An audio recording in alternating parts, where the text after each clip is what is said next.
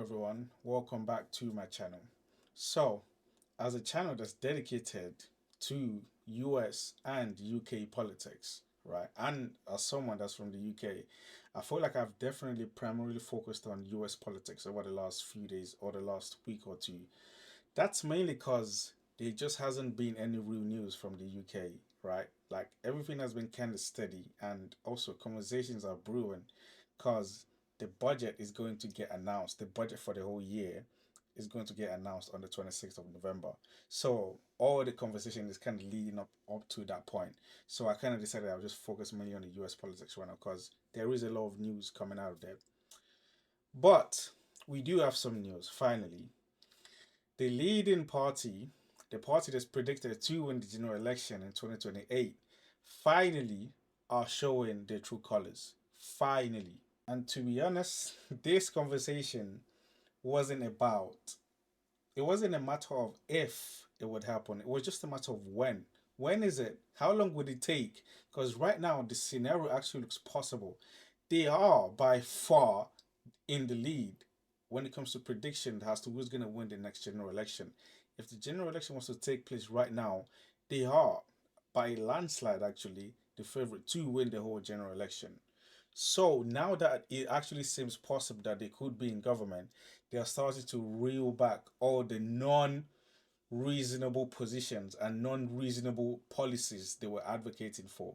Because it seems like, okay, if we are going to form a government, we need to stick to some realistic scenarios here. So the stupid scenarios we're flaunting around trying to appease everyone clearly isn't realistic. So we're going to focus on realistic policies now.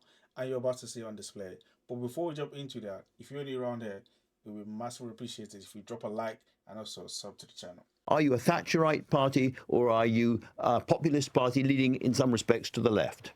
We are a party of reformers and common sense, Andrew. And what Nigel set out today is we are our own people. Common We're sense. business people. And we will make work pay. We will make risk-taking pay. Risk is a good thing.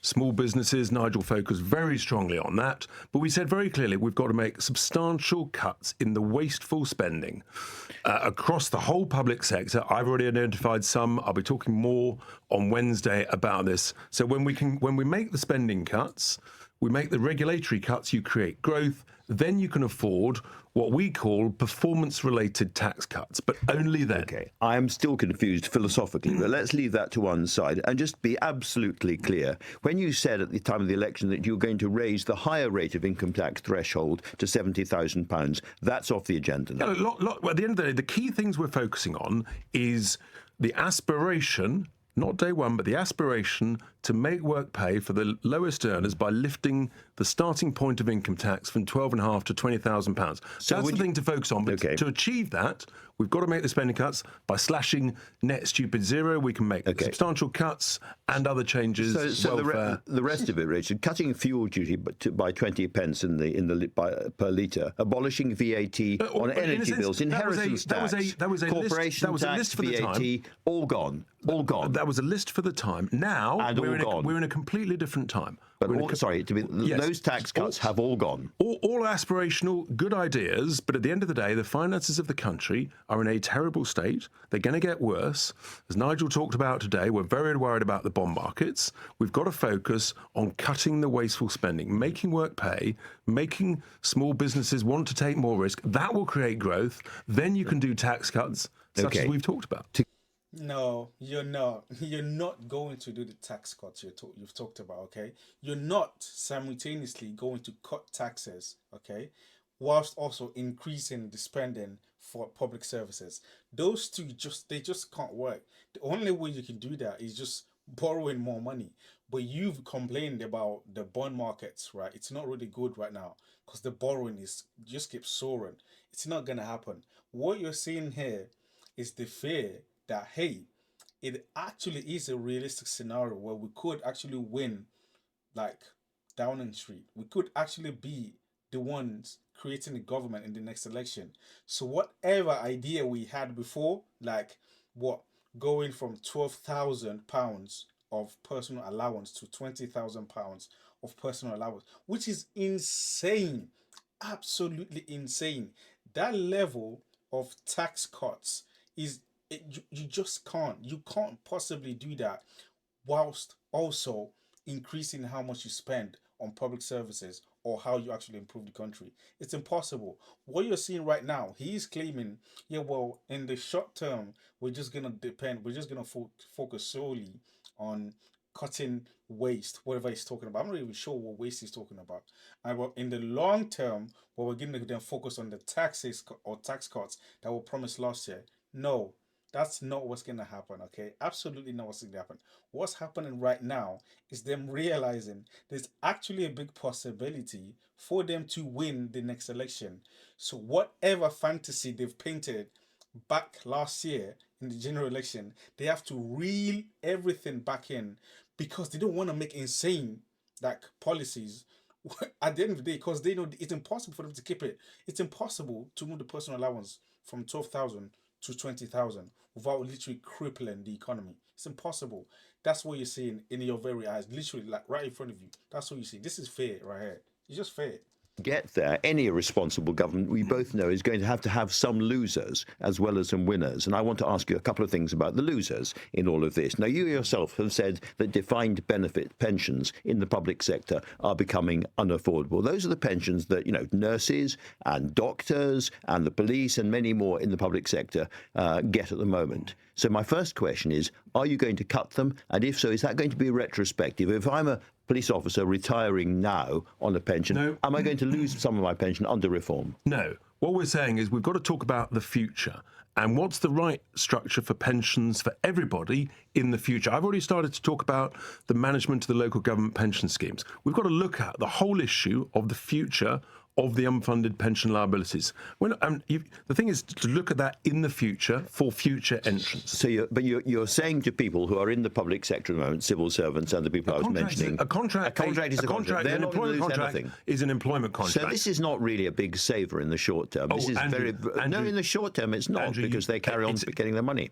Andrew, you have to appreciate the scale of the liabilities that are mounting up as people join the defined benefit public sector pension schemes, and it is enormous. And we're having a lot of work done. There'll be more on that. But I'm not saying it's not a good thing to look at this. I'm just saying that in the short term, you're not going to save much money because all the people who are already on the defined pension carry on getting it. I fundamentally disagree.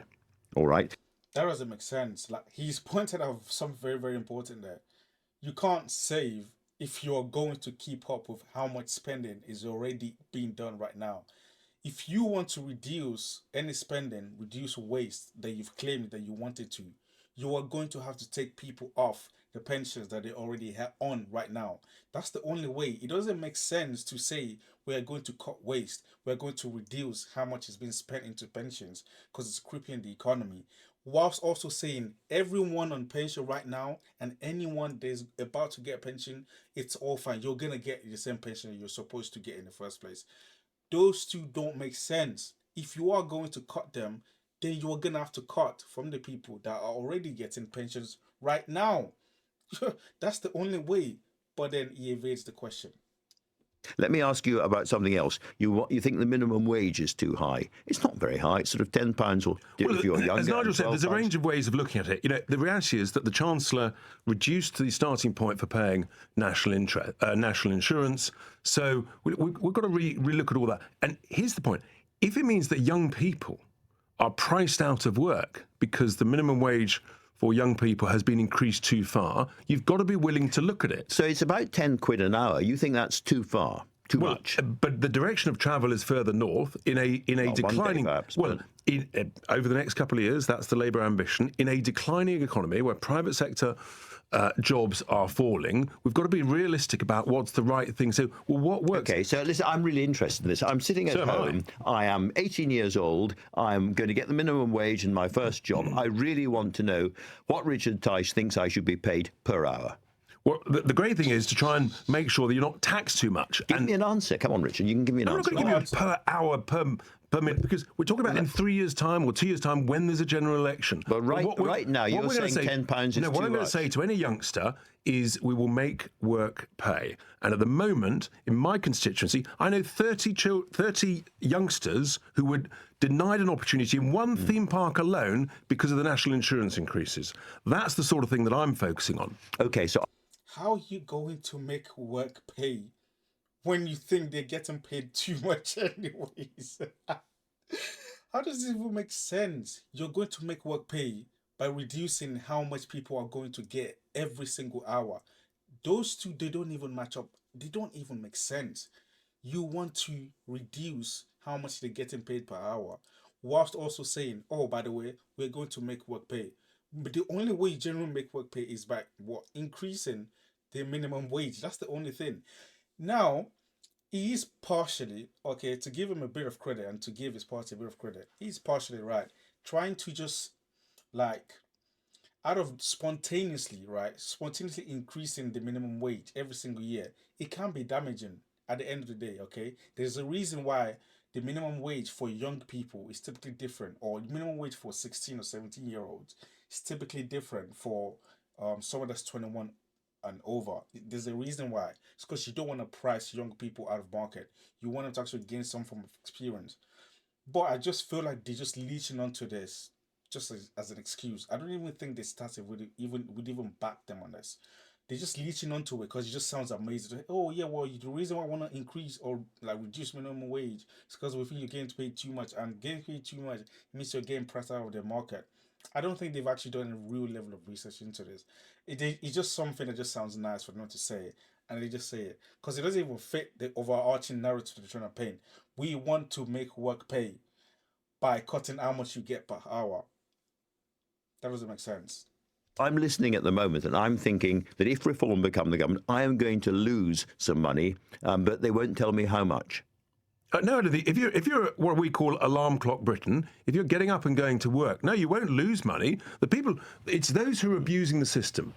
It's the waste, of which there is vast amounts. They're the people we need to encourage to say, actually, you know, you can't. There's no such thing as a free lunch. Work is a great thing. Everybody needs to work, including, as we said last week in a press conference, if you've got mild anxiety, the best solution to that, go to work. Again, don't agree with the principle, but let's look at the detail of this. You've said mild anxiety. Who decides if my anxiety is mild or medium? Face-to-face assessments as opposed to Zoom assessments. So that takes a lot of time, Yes, and it's it does. Expensive and slow. Yeah. But that's what you're going to do. Yeah, but the assumption must okay. be, it's up to the individual to prove that they've got, serious mental health issues, which is a very serious illness. We all know that. But what I think many people, the alarm clock Britain, are furious at those who are basically skiving. I'm just trying to think about the amount of money that might be saved here, because if you don't know, and I don't know, and neither of us do know, how many of these people are really seriously mentally ill and really can't work, and how many, in your words, are skiving or have got very minor. We don't know the numbers, therefore we can't tell what kind of savings are going to be made. Zia Yusuf has been making some calculations. He doesn't know either. He doesn't know either. You make some assumptions, but we also know, for example, we shouldn't be paying benefits to foreign nationals. That will save tens of billions of pounds. That, as we both know, is a slightly different issue. I'm talking about the big numbers. Andrew, wrong, Andrew. It's all the same issue of saving wasteful, unnecessary public sector spending. But in terms of the savings, you get the deficit down. Once you get the deficit down, if you start to deregulate back to where we need to be, then you create growth. And when you've got growth, you can afford performance-related tax cuts. All right. Totally. I just feel like these people, right, these conservatives, they're so obsessed, right? Such an easy thing to latch onto to say, yeah, we'll just waste and waste. We want to cut waste, we want to cut waste. When it comes to benefits, we want to cut waste. When it comes to people on pension, we want to cut waste. Like, it's the same in the United States under Trump. His whole election was based on that Doge being led by Elon Musk, right? They're going to cut $2 trillion from the national spending every single year. After a couple months, they were like, oh no, we can actually cut $2 trillion. We only cut, right? I don't even know how much it could, like $80 billion, nowhere near the original amount they were even proposing they were going to cut, right? It's the same thing that's happening there. They're just using the idea that, oh no, it's just waste, fraud and abuse. Waste, because if you don't know, if you're not aware of like UK politics, right? We do like have a Doge in the UK. Reform Party do have a UK Doge. I know that is very, very cringe, right? But they do have a UK Doge that is focused on cutting waste, fraud, and abuse. I just feel like that's such an easy thing to just focus on. Like, it's just a way to deceive people because the waste, fraud, and abuse that was caught in the United States, a lot of them were real people's jobs. And a lot of the people that were fired had to be reinstated into the jobs because the job, like, it was just that important. It's the same thing you're seeing here. So when they tell you waste, fraud, and abuse, basically what they're saying is we're not really sure yet which part we need to cut, but we're just hoping we're going to find something to cut. That's exactly what they're telling you. But that's just my fault. If you're around there, it would be massively appreciated if you drop a like on the video and also sub to the channel.